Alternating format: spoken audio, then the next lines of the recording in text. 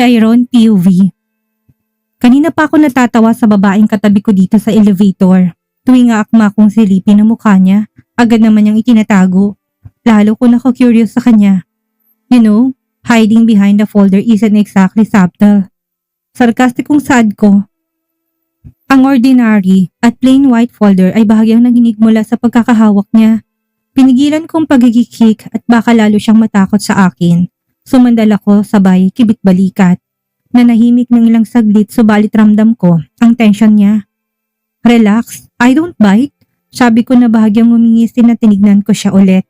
Inayos niyang pagkakatakip ng folder sa kanyang mukha. Pinasadahan ko na lamang siya ng tingin mula pa hanggang sa ulo. Siya'y balingkinitan, maputi, simpleng manamit at hindi siya nakasuot ng sapatos na may takong. Yan ang gusto ko sa mga babae. I like modest girls. Like my Anessa. Kumirot ng konti ang puso ko nang maalala siya. I'm not scared, sir. She stammered unconvincingly. And I couldn't help the chuckle that escaped me. Mabuti naman, usal ko ng tiyempong bumukas ang elevator. Sa wakas, dumating din ako sa aking destinasyon. Hindi ko na magugulong babae. Namulsa akong lumabas sa elevator. Iniwan siyang mag-isa at dumiretso na sa aking opisina. Kung gaano kabilis ang pangiti ko sa babae kanina, ganun din kabilis ang pagbasangot ko. Kunot na akong pinihit pabukas ang pinto. Subalit pagkaangat ko ng ulo, tumama kagad ang tingin ko sa isang bulto na lalaking nakaupo sa ibabaw ng aking mahogany working desk. What a pleasant sight. Ang hudyo, dinungisan niyang malinis kong lamesa. Nicola, what do you want this time? Bungad ko sa kanya. Great, kasi simula ko palang pasakitin ang ulo ko sa lahat ng mga bagay na harapin ko ngayong araw. Umiksa na din siya kaagad. Malamang hindi to natulog kagabi, kaya dumiretso kaagad sa opisina ko. Yo, Jairon, he mumbled. Nakangising mistulang sinapak ng tuta. His eyes were bloodshot. Magulo ang walang ligong buhok na tila hindi nakatulog ng ilang araw. Mga senyales ng pagiging addict sa kasino. Nagpapasalamat ako ng kaunti dahil hindi sa babae siya nalulong kundi sa sugal. Kung sa babae, malamang marami na siyang panganay. Bumaba siya sa lamesa ko. Nang nakangiwi akong dinaanan siya, sabay tapon ng briefcase ko sa lamesa at sumalampak sa special kong upuan. Ang aking trono. I don't have time for this, Nicola. Paangil kong bigkas sabay masahe sa aking sentido. Kung manghihingi ka ng pera, ayoko ang sagot. Natalo ka na naman ba? Maitim ko siyang tinignan. Hinamon ko siya na wag itong ikaila. Not this time, umiiling na usal niya. Nangingislap ang mga mata. It's not about money. It's sensitive. Paano ko ba sasabihin? Napasabunot siya ng buhok na umupo sa harap ko. Padaskol akong sumandal, nagtulak balikat. What is it this time? Wasting your time here like this? Siya yung tipong hinahabol at hindi sinasayang ang oras. Trabaho, kasino, at bahay lang routine sa buhay. Kilala ko rin siya kapag may problema. Tatakbo kagad siya sa akin kahit na siyang lupalop ng mundo ko. It's about a woman. Mabilis ng siwalat. Desperadong mga titigang ipinukol niya sa akin. Inikot ko ang aking mga mata. Teka, mali yatang narinig ko.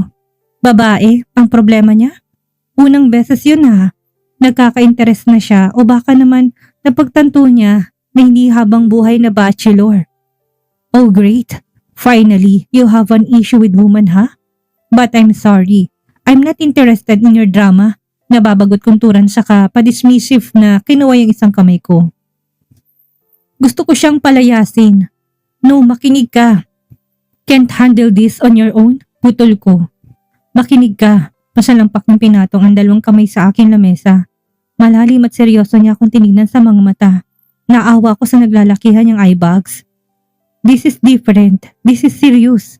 Really? Hindi kumbinsido kung sabi. Lumabi ako. Fine, pagbibigyan ko siya ngayon. Gaano ka grabe? Inayos niya ang tindig. Kinuyom ang mga palad sa kanyang gilid. Because I made a mistake 4 years ago. Hindi ko yun na-realize hanggang ngayon. Hindi ko inakalang makikita ko siyang muli. Pero nung isang araw nagpakita siya. Hindi ko alam ang gagawin ko. Ngayon ano? Usisa ako. Hindi makontrol ang nagbabadyang kuryosidad kahit na naiirita ako.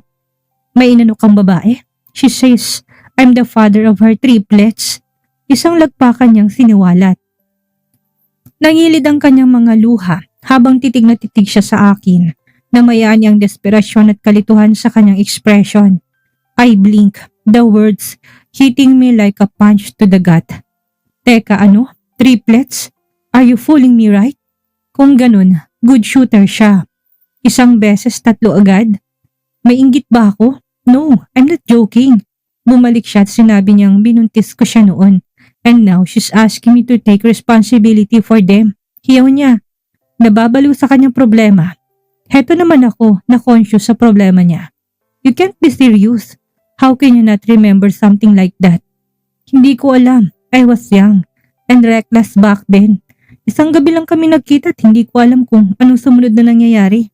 Napahila mo siya ng muka. I don't even know how to take care of 1 kid.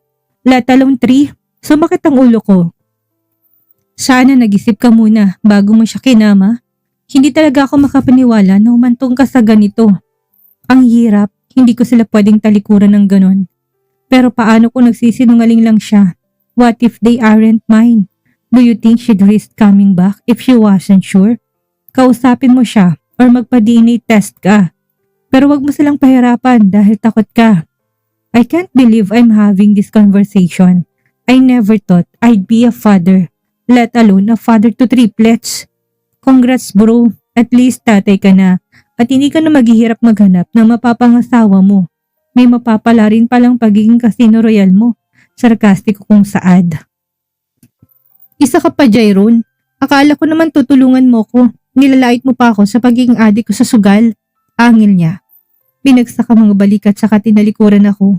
Saan ka na naman? Tanong ko pa. Nara siyang napabuga sa hangin. Hindi ka kalarong kausap. Papupuntahan ko na lang ang triplets ko. Singhal niya sa tuloy-tuloy na lumabas. Nangalumbaba ako sa aking desk. Pareho ko na may matinding hinaharap din si Nicola. Sisimulan ko naman ang bagong araw ng pagsusuong sa bagyong umiikot sa loob ng Parker Enterprise. Pagkatapos ng walang katapusan kong trabaho, heto ako. Katabi si Melena at kasamang nanay ko. Nasa loob kami ng jewelry shop sa isang mall na malapit sa kumpanya ko. Jairon, my dear, look, I like that diamond necklace. Nakasabik na pahayag ni Melena habang tinuturong diamond necklace na nakadisplay. Tinawag niya ang sales girl, kinuha ang kwintas. Abot tengang ngiti niya na isinut yon sa harap ng salamin. Hinawi niyang buhok ng paligid.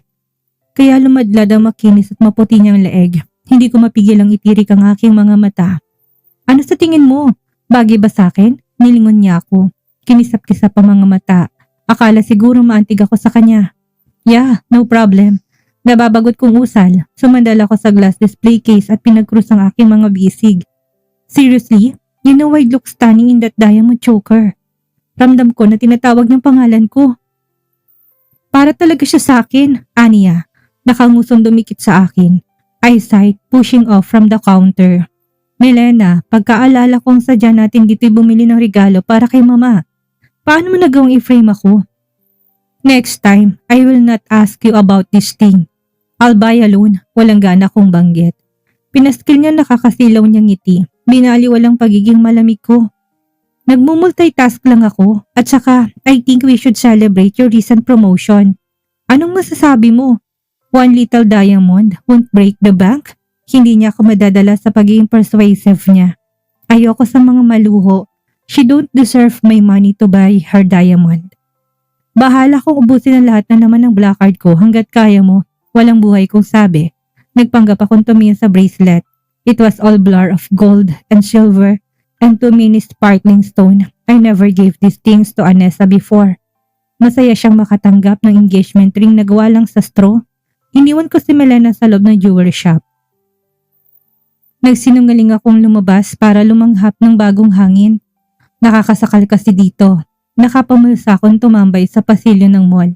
Ginalang patingin sa kabuuan. Naglakad-lakad hanggang sa napadpad ang mga mata ko sa TV screen. Ang screen was flickering with the promotional advertisement, but I barely registered it. Dumapo mga mata ko sa isang babae. Binuhusan ako ng malamig na tubig ng makaramdam na parang pamilyar sa sakin. Hayon siya at naglalakad. Tumitingin ang mga nakadisplay na appliances. Tumibok ng malakas ang puso ko sa ganong tanawin. Naalala ko si Anessa, the way she stood. Her back straight and confident, and gentle smile dancing on her lips as she spoke was unmistakable. Nahilo ako nang maalala mga tawa't ngiti na sinaluhan namin. Bagamat 2 linggo lamang kami magkasama, hindi ko malilimutan ang maliliit niyang kilos at cute na gestures. Subalit hindi siya nag-iisa. Nakatayo sa tabi niya ang isang matinong lalaki habang kaswal na nakaakbay sa kanya.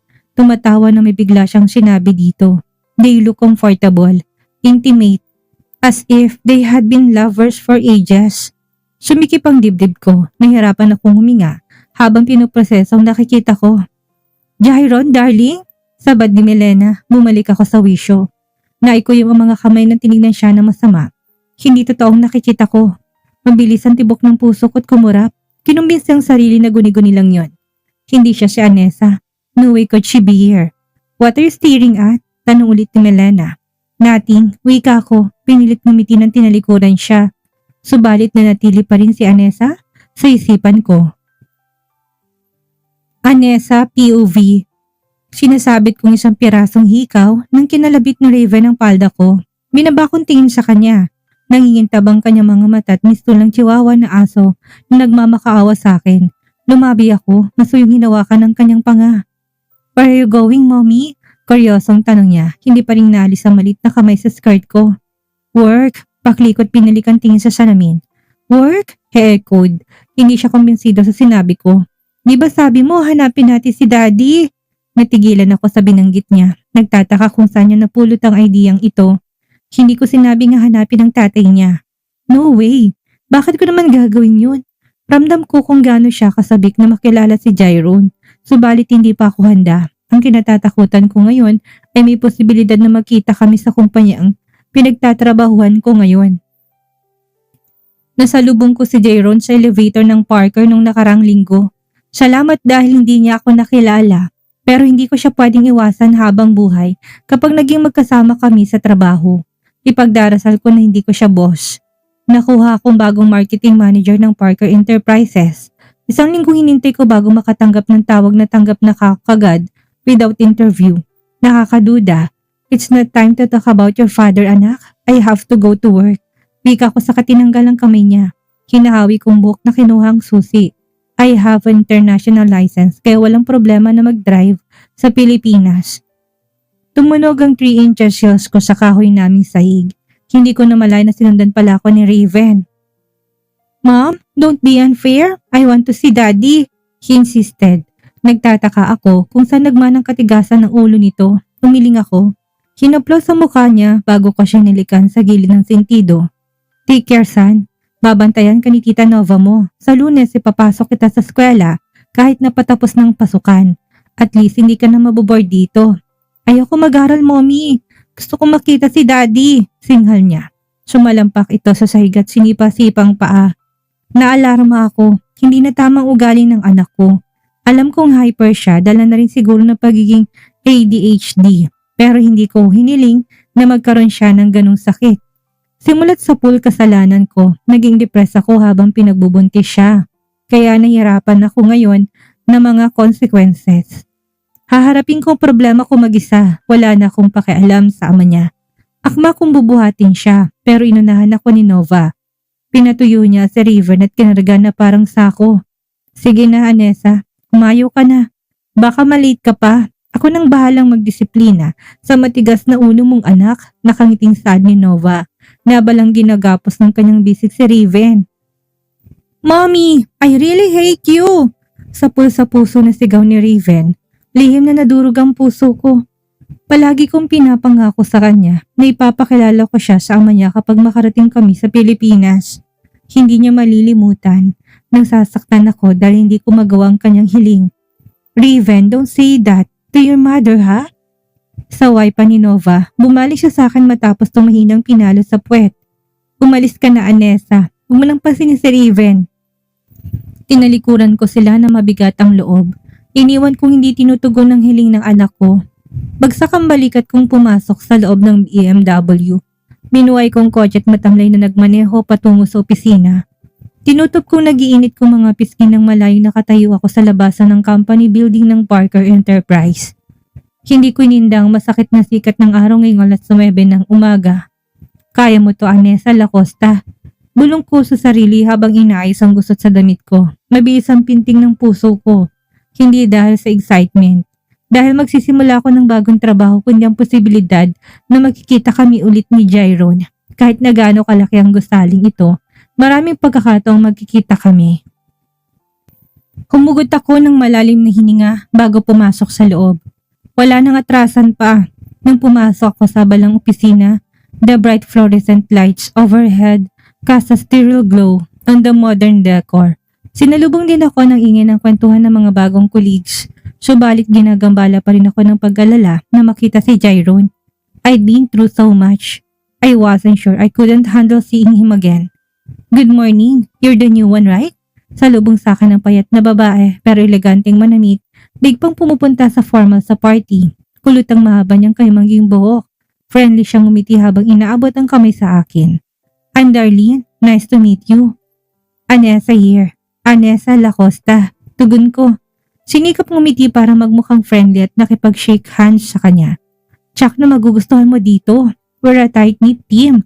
Patuloy niya, giniya niya ako papunta sa bago ko opisina. By the way, I'm your marketing assistant. Magtulungan tayong paunlarin ng Parker. Tumango ako. Ginalang paningin sa kabuuan. May ilang empleyadong binati ako. May ilan natatangulang at ilan ang titinan ako sa kabalik na sa trabaho. Abala sa pagpapaliwanag si Darlene sa akin nang bumukas ang pinto ng boardroom. Kumapit ako sa isang cubicle. Tumayo yung isang empleyado. Tumaas ang kilay niya. Paparating si Sir, manggugulo naman yata. Bulong niya na halatang dismayadong makitang boss namin. Umawang bibig ko bago siya sinundan ng tingin. Pistula akong pinagbagsakan ng langit na matukoy ang matangkad na bulto na naglalakad papalapit sa amin. Hindi pa palapit yata sa akin at dire-diretso niya akong tinitigan. Hindi ko alam kung ako ba talaga. Hindi ako makapaniwala na siyang nasa harap ko. At ano, boss ko siya? Nawalan ako ng oras upang kumurap. Tumigil ang mundo ko na huminto si Jairon, ang ex ko, ang CEO ng kumpanyang ito. Huminto siya 5 metrong layo sa akin. The man who had once held my heart and shattered it mercilessly. The father of my son and now my boss. Dinin niya ang pag-obserba sa akin, mukha akong palaka na dinidissect niya. Binubuting-ting ang kabuuan ko. Nakalimutan ko huminga ng sandaling ito, umatras ako. Nilalaban ng sarili na wag sisibat. Sa karami-raming lugar, sa daming tao sa mundong ibabaw, bakit siya pa? Sinasadya ba ito ng Diyos para parusahan ako? I gritted my teeth. Kinontrol ang panginginig ng mga kamay. Kasabay nun ang pagtahimik ng buong silid. His gaze sweeping over the gathered employees with the precision of a predator. Good morning, bati niya sa lahat ng malilinaw at buong boses. Masaya naman siya binati naming lahat, but his eyes, those sharp brown and calculating eyes, scanned the room until they landed on me again. Yari na talaga ako. Sana hindi niya ako makilala. Sana nagka-amnesia siya at hindi ako maalala. Ilang sandali, tila tumigil ang oras na naigang malamig at walang awa niyang ekspresyon.